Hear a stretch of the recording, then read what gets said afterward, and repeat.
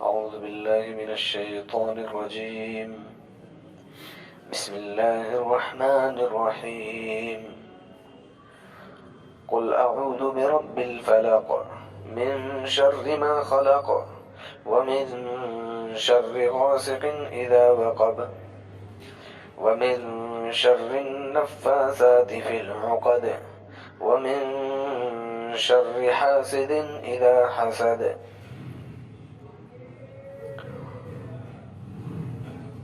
سورۃ الفلق کا شان نزول اور بہت تمہیدی باتیں تقریباً بڑی تفصیل کے ساتھ آ گئی تھی. شان نزول میں مختصراً یہ ہے کہ لبید بن عاصم یہودیوں میں سے تھا، جادو کرتا تھا. اس کے ذریعے سے جادو کرایا گیا محمد الرسول اللہ صلی اللہ علیہ وسلم پر. ایک بات تو یہاں پر یہ سمجھنے کی ہے کہ جادو کا ہو جانا، اثر کا ہو جانا، یہ نبوت، نبی کی نبوت اور رسالت کی شان کے خلاف نہیں ہے. اثر دو طرح کا ہوتا ہے. ایک اثر تو وہ ہوتا ہے کہ جو انسان کی عقل کو خراب کر دیتا ہے. ظاہر سی بات ہے وہ اثر تو پیغمبر علیہ الصلوۃ والتسلیم کی شان کے بالکل خلاف ہے. لیکن عام اثر جو ہوتا ہے وہ بالکل طبعی امور کی طرح ہے. طبعی امور جو ہوتے ہیں اس میں پیغمبر اور غیر پیغمبر سب برابر ہوتے ہیں. بخار ایک طبعی امور میں سے ہے، لہذا پیغمبر کو بھی ہوتا ہے، غیر پیغمبر کو بھی ہوتا ہے. درد ایک طبعی امور میں سے ہے، پیغمبر اور غیر پیغمبر سب کو ہو سکتا ہے. اسی طرح سے بہت ساری چیزیں کہ جو طبعی ہوتی ہے، ٹھنڈا گرم لگنا، ٹھنڈ لگتی ہے، گرمی لگتی ہے، بہت ساری چیزیں ہیں. تو اسی طور پر ایک اثر بھی ہے. تو اثر رسول اللہ صلی اللہ علیہ وسلم پر کیا گیا، جادو کیا گیا. عبد القدوس ایک بچے کو محمد رسول اللہ صلی اللہ علیہ وسلم کی خدمت میں رکھ کر آپ کے بالوں کو اکٹھا کیا گیا، اس کنگھی کے دانوں کو اکٹھا کیا گیا اور آپ کے اوپر اس طور پر جادو کر دیا گیا. کچھ ایک مجسمہ اس نے بنایا، 11 اس میں جو ہے کیلیں ڈال دی، سوئیاں ڈال دی اور اس کے بعد ایک دھاگا لپیٹ دیا. ہر دھاگے کی ایک گرہ بناتا تھا اور اس پر وہ اور اس کے چیلے اور چیلیاں کچھ شیاطینی الفاظ پڑھ کر دم کرتے تھے، پھونک مارتے تھے. اس طور پر کر کے ایک کنویں میں، مدینہ کے باہر ایک کنواں تھا، اس کے اندر پتھر کے نیچے رکھ دیا گیا تھا. حضرت جبرائیل امین علیہ الصلوۃ والتسلیم کے ذریعے آپ کو بتا دیا گیا. اللہ نے یہ دونوں آیتیں نازل فرما دی. آپ کا علاج یہ ہے. ایک تو علاج کی شکل یہ بھی بتا دی گئی کہ ظاہری اسباب میں بہرحال دنیا کے اندر اسباب کا بہت دخل ہے، دنیا کے اندر اسباب کا بہت دخل ہے. اسی لیے اگر اسباب کا دخل بالکل نہ ہو تو وہاں پر نبی علیہ الصلوۃ والتسلیم کو اس کی گرہ کو کھولنے کی ضرورت ہی نہ ہو. باقاعدہ وہاں سے اٹھایا گیا، اپنے ساتھیوں سے، صحابہ کرام سے منگوایا، اس کی گرہ کو کھولا. ایک گرہ کھولتے تھے، ایک آیت پڑھتے جاتے تھے. دونوں صورتوں کی 11 آیتیں ہیں، 11 گرہیں اس مجسمے کے اندر اس دھاگے کے ذریعے سے ڈالی گئی تھی. آج ہم اس سورت کا جو ہے الفاظ دیکھتے ہیں، ترجمہ دیکھتے ہیں. قل اعوذ برب الفلق، فرما دیجئے میں پناہ چاہتا ہوں فلق کے رب کی، صبح کے رب کی. فلق کہتے ہیں اندھیرا ختم ہونے کے بعد صبح کی جو روشنی ہوتی ہے اس روشنی کو فلق کہا جاتا ہے. رب الفلق اللہ تعالیٰ کی ایک بہت خاص صفت ہے.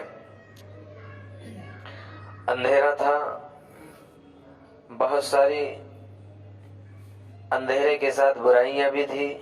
اندھیرا ختم کر کے روشنی کا لانے والا اللہ ہے. رات تھی، اس رات کو ختم کر کے دن کا نکال دینے والا اللہ ہے. اللہ کے علاوہ کوئی نہیں ہے. خاص صفت ہے اللہ جل جلالہ کی رب الفلق، کوئی نہیں ہے کہ جو اس رات کو دن بنا دے، لیکن اللہ ہے جو اس رات کے اندر سے دن نکال دے رہا ہے۔ من شر ما خلق، تمام مخلوقات کے شر سے کہ جو اس نے پیدا کی ہے۔ اعوذ، پناہ مانگنا سکھایا گیا سب سے پہلے، کہ سب سے پہلے تو پناہ چاہی جائے گی اللہ رب العالمین کی۔ ظاہر سی بات ہے، ہم کسی بہت بڑے مکان میں، کسی بہت بڑی بلڈنگ میں جانا چاہتے ہیں، کسی بہت بڑے آدمی کا گھر ہے، ایک وہاں پر کتا پلا ہوتا ہے، وہ کتا بہت مرتبہ بندھا بھی ہوتا ہے، بہت مرتبہ کھلا بھی ہوتا ہے، بندھا ہونے کے باوجود بھی حال اس کا یہ ہوتا ہے کہ ہم ایک قدم آگے نہیں بڑھا سکتے، بلکہ اس کے لیے یہ کیا جاتا ہے کہ سب سے پہلے تو گھر کا جو مالک ہے، مکان مالک کی امان چاہتا ہے انسان، پہلے تو اس کی امان لیں گے، وہ امان دے گا تب ایک ساتھ لے کر کے وہ اندر چلا جاتا ہے۔ مالک مکان کی امان دیے بغیر، مالک مکان کے امان دیے بغیر اس مکان کے اندر داخل ہونا ممکن نہیں ہے۔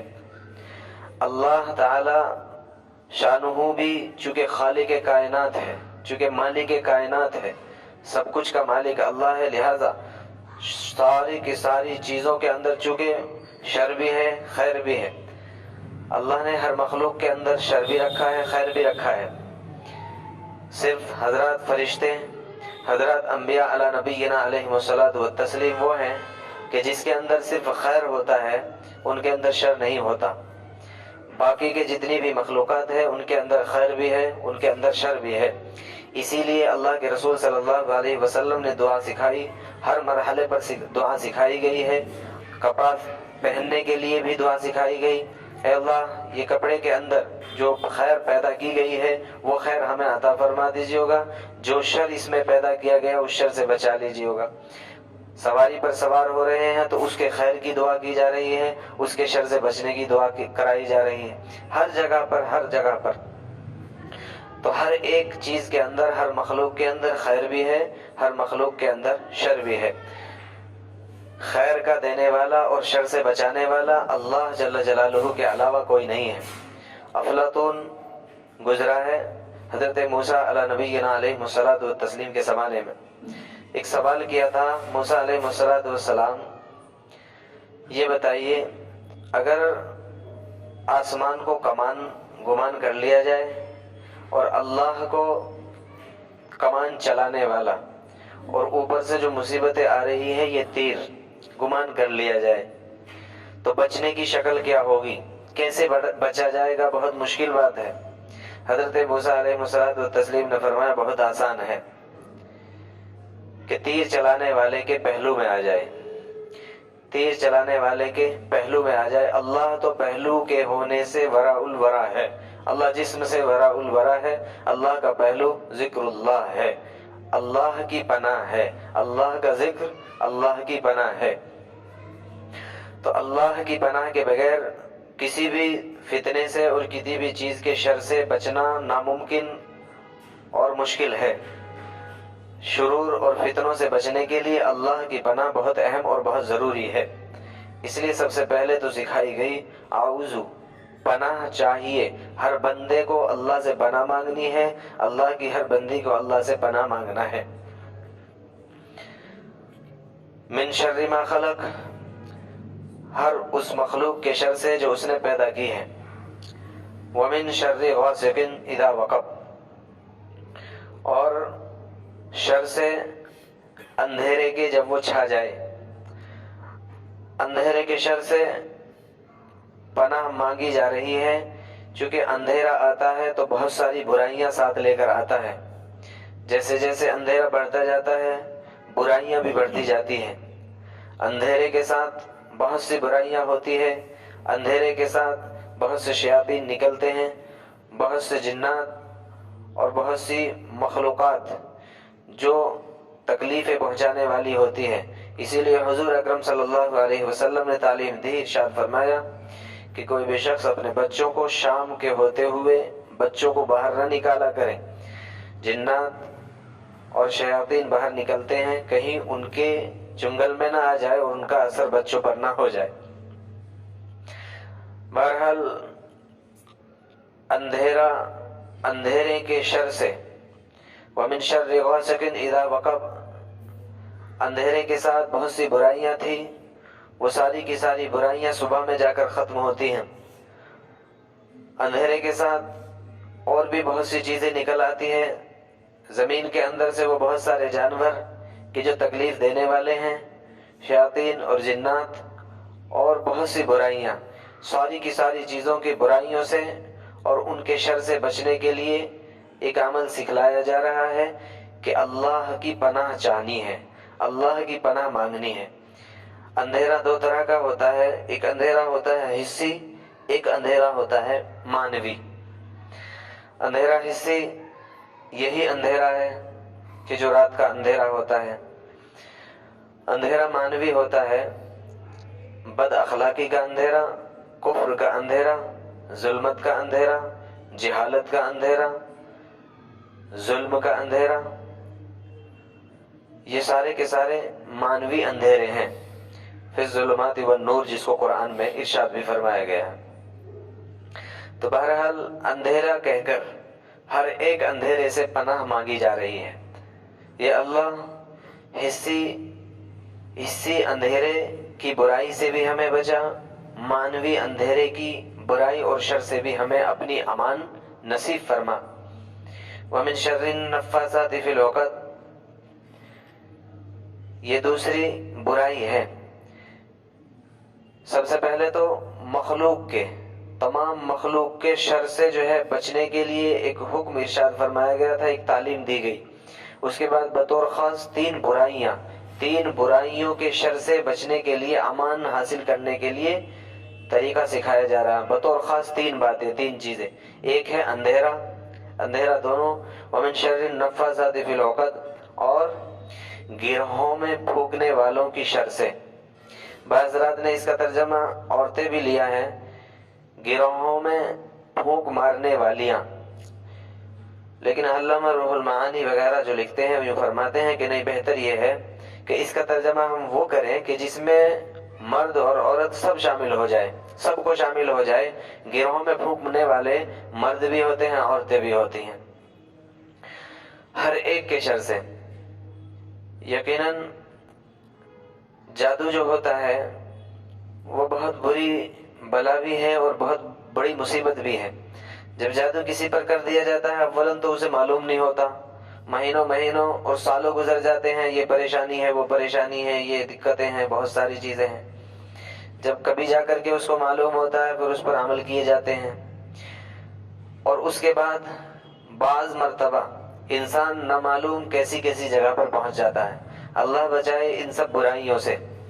اس طرح کے حالات سے کسی پر جادو کا معاملہ ہو، کسی پر اس طرح کے حالات آ جائیں، اللہ نہ کرے کسی کے اوپر ہو، چونکہ بہت مرتبہ ایسا ہوتا ہے کہ یہ چیز جب انسان کی زندگی میں آتی ہے تو نامعلوم وہ کہاں تک انسان کو پہنچا دیتی ہے۔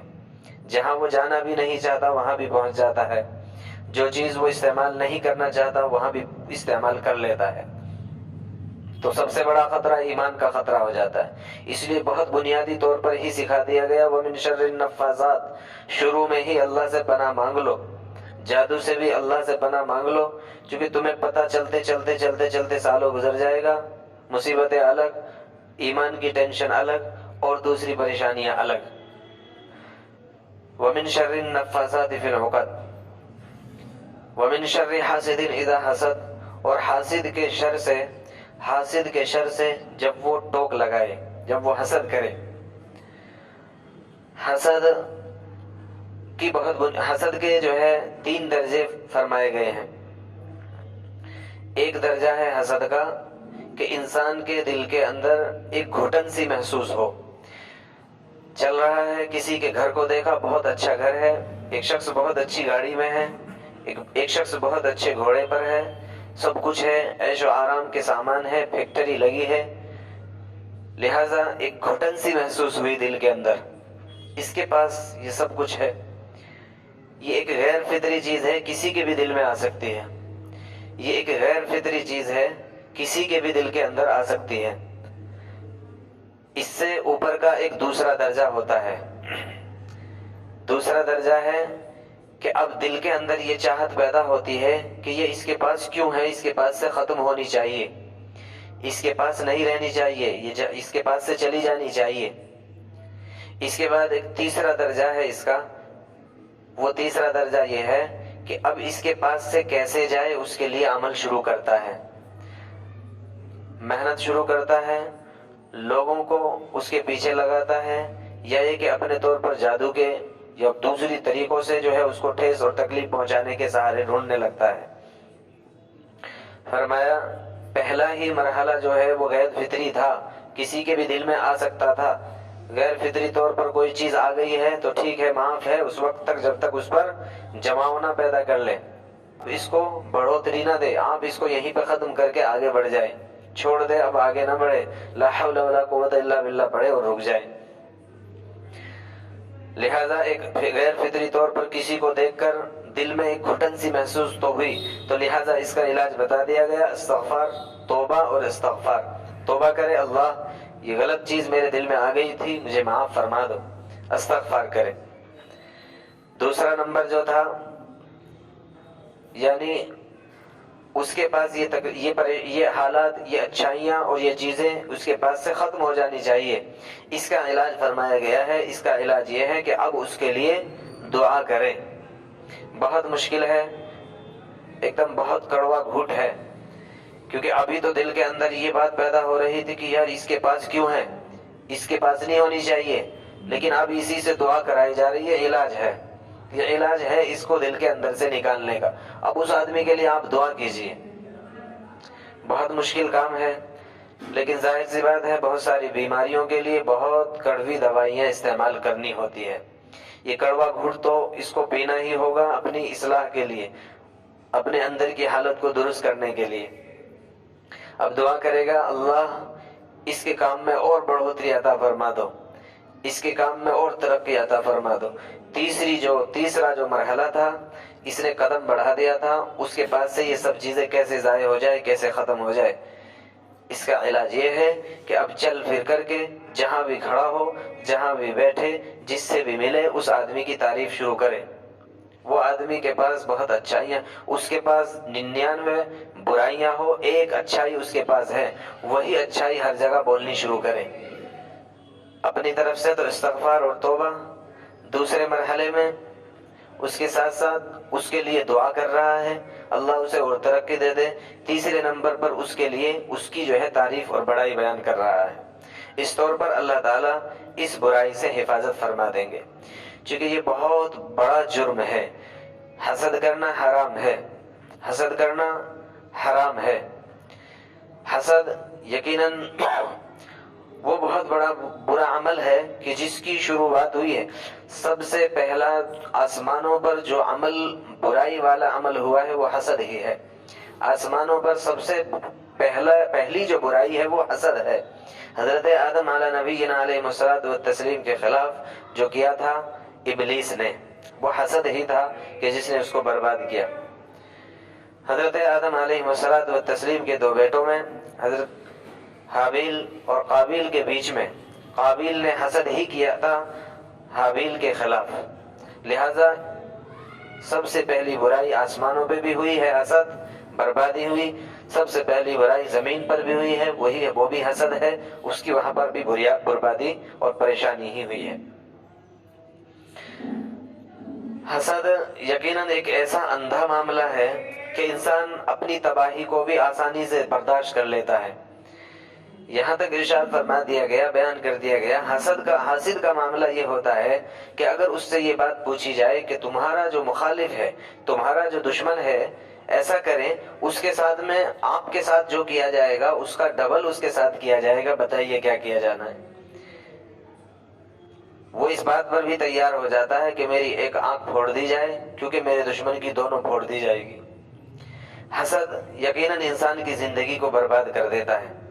اللہ کے رسول صلی اللہ علیہ وسلم نے ارشاد فرمایا تھا کہ تم میں 2 برائیاں وہ پیدا ہونی شروع ہو چکی ہے کہ جو پہلی امتوں میں تھی، ایک ہے حسد اور دوسری ہے دشمنی.